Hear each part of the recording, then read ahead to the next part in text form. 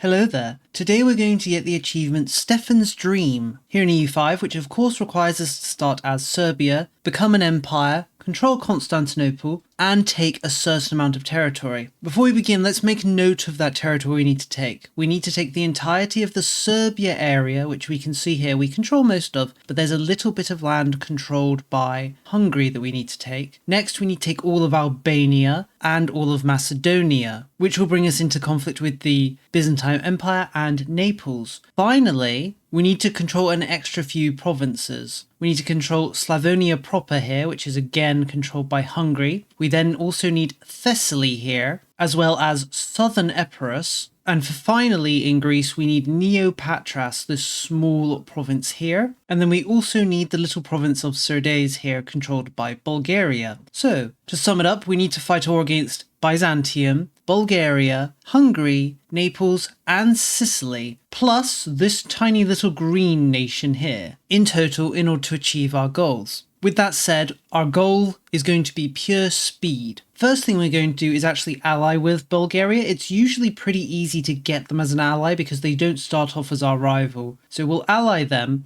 and then we're going to use them to achieve some of our goals until we've got everything we want. Then we'll cut them off and kill them. For rivals, we're going to set Byzantium, Naples, and Sicily. Our first target is going to be Byzantium, and we're going to target Greece mainly first. Then once that's done, we'll move against the Hungarians. In order to work on our eventual war with the Hungarians, we're probably going to ally with Bohemia. It's quite easy to ally with them, so we're going to start improving relationships with them, and then we're just going to let that cook until we're ready to fight Hungary, and then we'll think about allying with Bohemia, as long as they're willing, of course. For research, we're probably just going to go down and grab Universal Christianity in the guilds. We are going to get into the Age of Renaissance this time, so we'll cross that bridge when we come to it. For government reforms, we are going to use quite a few vassals, so I'm going to hand out feudal nobility, but then we're going to save our next government reform for when we enter the Renaissance. Now, the economic situation. As Serbia, we're not doing too great on economy, mainly because of two privileges we start with. This one here that reduces max control by 5% in every location, and this one here that reduces the max tax of the noble estates by 10%, which means our nobles aren't really going to pay any tax. It's quite difficult to get them to pay tax as Serbia. If this was a full campaign or a long campaign, I would definitely recommend as fast as possible pushing up communalism and thinking about revoking these two reforms as fast as possible. But since we're not going for the long haul, this is a fast strategy, we can safely ignore those modifiers. We will try and compensate for them by passing some laws, but that's a little bit in the future. For now, we're going to hand out a few privileges. We're going to hand out common militias. We need to increase the strength of our military as high as possible, and its size, obviously, since we're going to do a lot of fighting. We're also going to focus on handing out the noble privileges that strengthen our army as well. We want offensive military doctrine and primacy of the nobility, but we also want expansionist zealotry for the clerics, because that will make taking land from nations of other religions a little cheaper. For now, though, we're just going to grab offensive armory doctrines for the little morale bonus. Then we'll go and slap our clergy, which will push our legitimacy to max. We'll also slap the peasants for an extra 20 stability. For our cabinet seats, it doesn't particularly matter, mainly because we don't have that many options. I'll have one of them increase legitimacy because that'll decrease our cost of court spending a little. For the next one, we'll go with diplomatic endeavors so that we can, as quickly as possible, increase our relationship with Bohemia. We could, if we wanted to, also ally Wallachia. It may be worth it, but I find that Wallachia and Bulgaria tend to become enemies,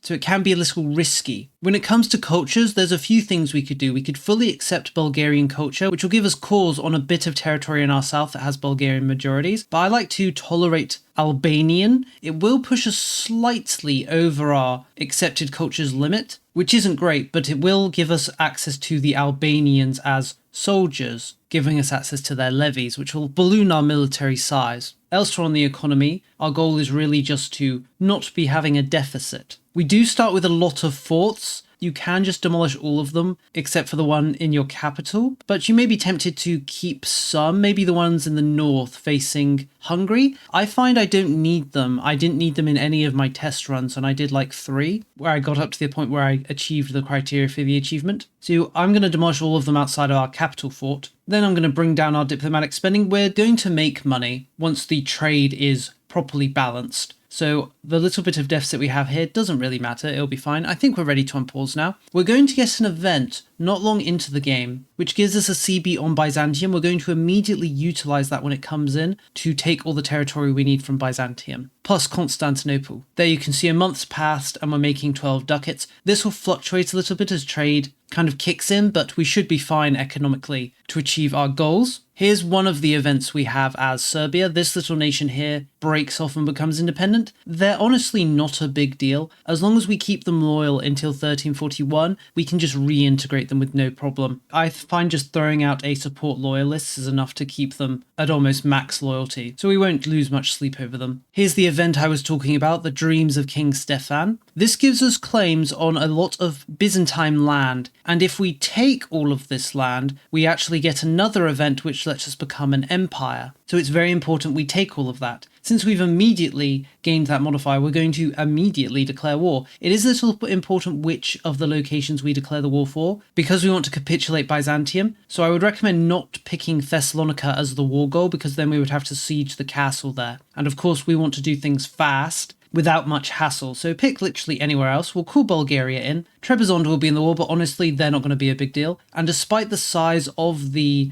Byzantine army, there's not much they can really do to stop us due to their low morale. It's also important that we employ Stefan as a general. He has a modifier that if he's not the overall commander of our army, we lose 0.5 legitimacy a month. So we'd love to avoid that. It is a little risky making him a general, but he has very good stats. I personally had him join a certain holy order, the Britannian one, because it can increase his admin skill a little higher. This should be a very quick and easy war. We're just going to go around and stamp the Byzantines and their vassals, while making sure, of course, to occupy the land we need for the war goal. The Bulgarians will, of course, do a bit of work on their side. It looks like the Byzantine army has actually invaded Bulgaria, which is really perfect, because it means they'll waste time sieging their forts down while we fully occupy their nation, which is really the ideal. There we go, the Byzantines have capitulated. So what do we want from this war? Obviously, we want Constantinople. We don't need the rest of the province, just the city itself. So I would just take it and not the rest of the province. It really doesn't matter. Unfortunately, we're not going to benefit much from taking Constantinople because of how far away from our land it's going to be, and because we don't really want to take anything else from them in that direction. Next, of course, we're going to take all the land they have that is part of Macedonia, all the land they have that's a part of Albania, and of course grabbing Thessaly and southern Epirus, which looks like something like this. This is really the perfect peace deal with Byzantium. We're getting everything we want. So we shouldn't have to fight them ever again after this point. We'll also take, I guess, 100 ducats from them. Sounds about right. Peace is declared. We then get this event for conquering the city. This allows us to convert a bunch of people in Constantinople to Serbian. Personally, instead of doing that, I prefer to pick the second option because it gives us 20 legitimacy. And then I use this event to hand out all the privileges we want to hand out. So I'm going to go around, I'm going to hand out primacy of the nobility. I'm going to hand expansionary zealotry. Then we could hand out another 2 just to strengthen our economy. We could hand out manorial courts here to increase the max tax of the nobility by 5%. It's not going to be enough for them to actually pay tax though, but we are going to hand it out because we are going to get them to pay a little tax once we get our first Parliament round. Then for the final privilege, we'll just hand out treasury rights for the little bit of tax efficiency, and then we'll press this button and our legitimacy will go back to max. Now, what to do with the land? That's important. Remember, we do need to control Constantinople itself. We can't hand it out to a vassal, so we're going to keep a hold of it, even though we can't really make use of it. We're kind of just going to ignore the city. You may want to actually demolish every building in it to bring down the maintenance costs, since it's so worthless to us, right? So if we do feel like our economy is taking a bit too much damage, we can, as I said, just go around, demolish everything there. We really don't care what happens to the city or inside of it. But for the rest of this land, I honestly feel like it's best just to release vassals here. It's going to be quite a while to core it,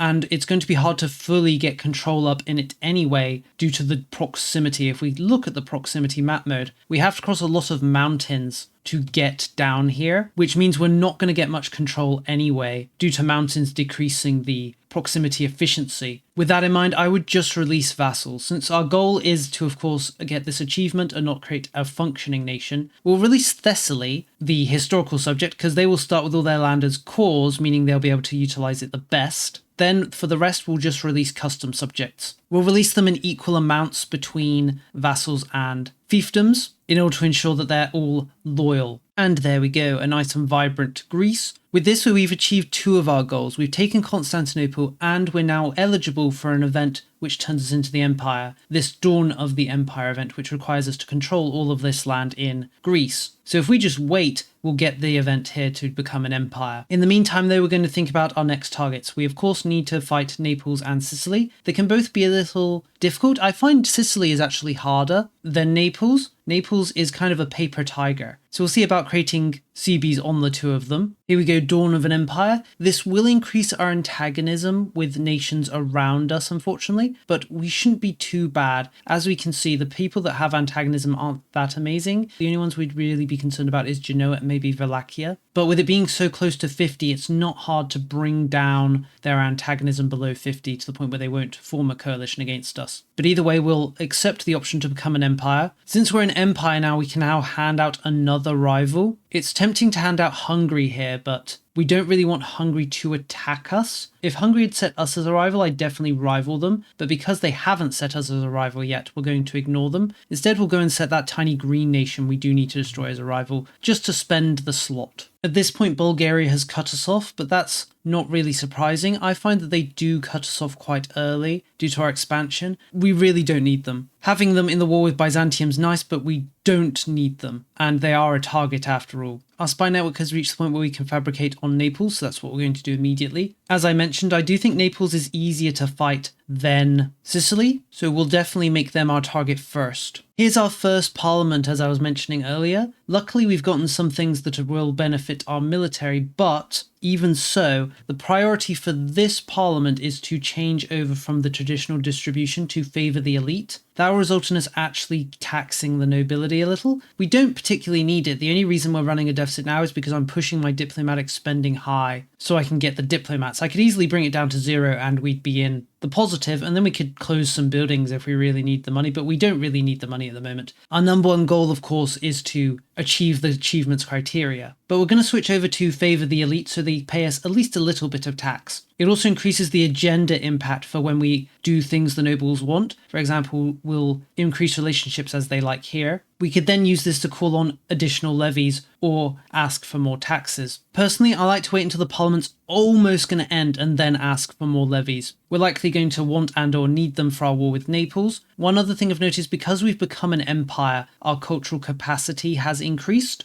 I usually go and tolerate Greek culture. There aren't a lot of them in our realm, but at the very least it can stop them being rebellious in Constantinople, which is something we don't really want to deal with. Here's the event dealing with the little nation that was released here. I would honestly just annex them again. I don't really think there's much reason keeping them around as a vassal. We already have quite a few vassals after all. Here's our CB against Naples available. It looks pretty scary declaring war on them because of their strength and their union, but really we can win. We can win pretty easily as well, honestly. I made a mistake with that parliament where I forgot to call up the extra levies from the estates because I just forgot to press it. So instead we'll ask the nobles for emergency army levies. They're very happy to comply as they love us, so we won't have any problems there. We'll then wait a month for that to kick in. There, we now have 11,000 levies. We'll declare war on Naples. One thing we're going to do is tell our vassals to be supportive. Even if they don't attach to us, at the very least it will mean they attach to each other, and we'd rather they kind of move around in a big group if possible. So for this war, our goal is to just take the Albanian land that is under the control of Naples. We don't need anything else from them to achieve our goals, and so we won't look to take anything else. It's actually pretty easy to beat Naples because they have a hard time ferrying their army over, which means we can just kind of clean them up one at a time. So we'll do just that. The main problem is we actually need to occupy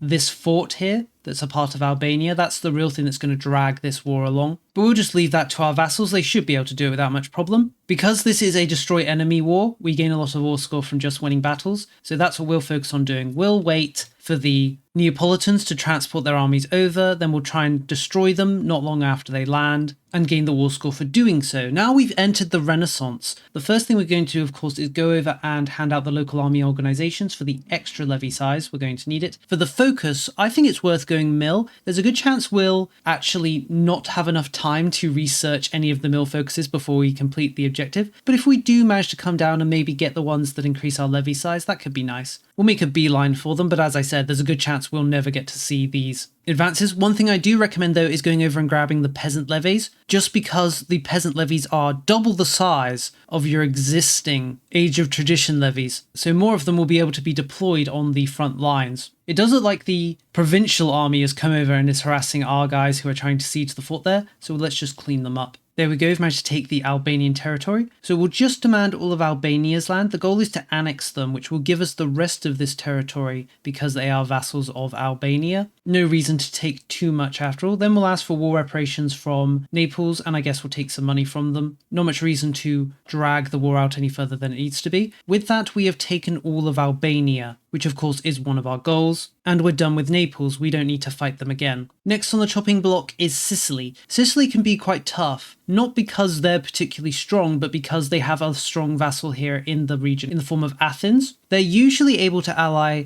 Aragon as well. For whatever reason, this time around they haven't been. I find that Aragon's quite nice to have in the war because you can just stack wipe them because their army arrives over piecemeal, much like the Neapolitans. But either way, we'll declare war. In this war, I quite like to tell my vassals to be passive to start with, at least until we defeat the Athenian army. Otherwise, I find our vassals kind of just run in and get killed. We can see a few of them getting killed there. The main thing we need to do is simply stop the Athenian and Sicilian armies linking up. As long as we stop that, there's really nothing to fear from them. And there we go, we've stack wiped a lot of them. We've taken quite a few casualties in this war, but we're going to relax a little once we finish this. Remember, we only need the Neo Patras province, so we're free leaving everything else out. For some reason, Hungary has actually offered to ally with us. That's quite strange. We don't normally get a Hungarian alliance, or really want one. We're going to ally with them though. We'll probably use them for our war with Bulgaria, not that we'll really need them. It'd be nice to have them, I guess. As I said, I don't normally try to or intend to ally with Hungary because they are a target, but I suppose if the game's going to give us the option, we might as well take it. There, we've occupied Athens, and the AI is willing to give up their Neo Patras province, so we'll do just that. We won't take anything more than that. I don't want to take anything outside of our goals after all, if only not to confuse you, the person watching this, by making you see me have more land than I intend to have. So we'll take Neo Patras. Our vassal Thessaly does have cores on the province, so we'll just give them the territory to manage. The only location we need now in Greece is the one controlled by this tiny green nation. They're obviously not a big deal at all, but it can be awkward to get a CB on them because they're so small and pathetic, so we may just no CB them depending on the situation. Now we only have 2 bits of land we need to take left. We need to take the province that belongs to Bulgaria, and of course we need to take the territory owned by Hungary, and then we're done. Since Hungary has decided to befriend us, we'll see if we can't pull them into our war with Bulgaria, not that we'll need it. Bulgaria does tend to get beaten up by Wallachia somehow, pretty consistently, so it's pretty easy to get that one location we need off of Bulgaria. We're still working on getting our alliance with Bohemia. It's not too difficult. One thing I like to do at this point though, is I like to switch out my rivals. Since we no longer need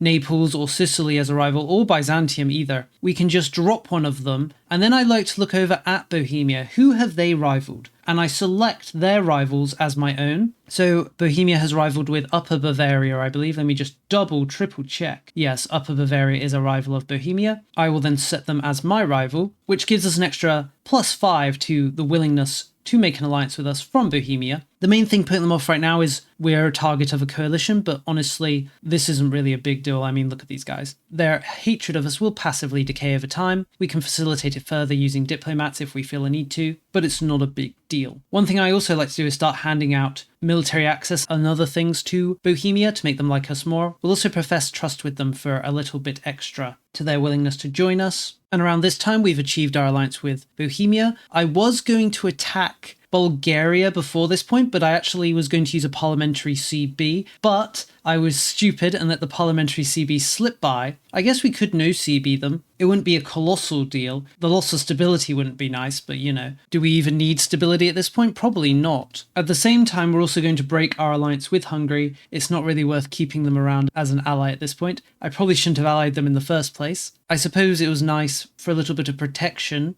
after our army was quite small, but now that we have Bohemia as an ally, we don't need to really worry about that. The Black Death has showed up, which is a bit of an issue. Luckily, it affects everyone in the region, not just us. We won't do anything though until it actually reaches Serbia. We don't really care if Constantinople is ravaged by the plague after all. Now, though it has reached us, we'll just segregate the infected to preserve our pops a little bit. Here's our next parliament. We're going to use this one to grab the CB on Bulgaria, or at least I was, but Bulgaria is currently in a rebellion, which makes it so I can't actually get the casus belli on them because they don't exist essentially. We really need the rebels to win or for the rebels to lose so that we can fabricate the CB. We might end up having to use a no CB on them because things are just ended up being a little inconvenient to us. Not that that's the end of the world or anything. Yep, looks like we're not going to be able to get the CB on Bulgaria, so I guess we'll go for the tiny green nation. I was going to leave them till last and just no CB them because, you know, they only have like 100 soldiers, so they can't really threaten us in any way. I'm not even going to bother calling up my own soldiers to deal with this. We'll just leave this to the AI to do. And there we go, they're dead. That's all of the Greek territory we need at the very least. We're now going to set Hungary as a rival. We're already building up a spy network, so the moment we're able to, we're going to begin creating a destroy threatening rival CB. We do need to wait because we have a bit of a truce with them because we broke our alliance. We need to wait 2 years, but that shouldn't be too bad. The moment we see Bulgaria ending its civil war, though, we're going to no CB them and take the bit of land we need from them. They've been jerking our chain a little bit, we should say. So I want to use the opportunity to grab their land the moment we can. All right, we have our CB on Hungary. Bulgaria is still being inconvenient to us. Neither the rebels nor the actual country are strong enough to defeat each other, which is a bit annoying, but we'll ignore them for the moment. We're going to attack Hungary as discussed. Hungary's pretty tough and they've got a lot of allies. We're going to trust that Bohemia can essentially win the war for us, which they do tend to be able to do. Just to increase our strength a little, we'll go and ask for more levies from the nobility. We'll also make sure all of our vassals are set to supportive roles. We'll then wait a month so that our army is at its peak, and then we'll declare war. We're then going to be rather passive. We're going to try and just sit things out and stay within our territory and let the Bohemians do most of the fighting. It may turn out that we've bitten off more than we can chew, but we don't necessarily need to do amazingly, right? We just need to get a little bit of territory from the Hungarians and then we'll have achieved our goals. And just like that, you can see right when I'm moved on and not ready to strike them, the Bulgarians finish their civil war. Oh well, not the biggest deal. For now, we'll, as I said, just be rather passive. If the Hungarians do enter our land, we'll see about jumping on them if it's possible, and it may well be. We're going to have all of our little vassals attached to us so that we can actually build up a big force. In my experience, Wallachia does tend to ally with Hungary at this point. Wallachia does tend to ally Hungary, but that honestly is kind of a bit of a blessing because it means we can just beat them up to get some war score. Remember, this is a destroy threatening rival, which means we gain war score primarily through winning battles. We won't invade Wallachia proper though, as we don't want to really risk crossing the border into hostile territory. For whatever reason, my vassals are hanging out here with a large army. Instead of attaching to us, hopefully they don't get jumped on, although it looks like they are going to, but it seems like they might win. I guess let's watch. This is a Wallachian and Moldovan army. There are 10,000 of them and 7,000 of our vassals. And as expected, our vassals were defeated. And it looks like they're going to get, maybe not quite stack wiped, but they definitely took, but their entire force was almost stack wiped. What a pity. Luckily, the Bohemians have pretty much already won the war for us. Hungary's only down to 1,000 men, so it's simply a waiting game for us now. We'll defeat these Wallachians though and some other people. Remember that we need these 3 locations here, though part of provinces we have control of, and then we need Slavonia proper. We don't need anything more from this war, so the moment we can make peace, we will. One of the nice things about Hungary is they don't really have many forts, so we can pretty freely just enter their country and start occupying territory and occupy vast swathes of land pretty quickly. So we'll do just that, and like that we've gained enough war score to achieve our goals. We'll just take Slavonia proper and the 3 locations we need here. Remember, we need no more than that. Now we'll immediately attack Bulgaria with a no CB, no reason to drag things out. And there we go, we'll take exactly what we need. We didn't actually end up fighting the Bulgarian army, we kind of missed each other and walked past each other, but it doesn't matter, we'll take exactly our goal. And there we go, Stefan's dream fulfilled. How old is Stefan? He's 44, so we've definitely achieved his dream in good time. We're about 20 years after the start of the game. 19 exactly. We didn't have time to go grabbing the military advancements, as I said, so it didn't really end up mattering. But either way, we've achieved all our criteria. Let's actually go around and show off everything. So, as mentioned, we need the Serbia region, which we start off controlling all of it except for 3 locations that are controlled by Hungary. They're now ours. We then need Albania, which starts off divided between Byzantium and the Neapolitans. It is now fully under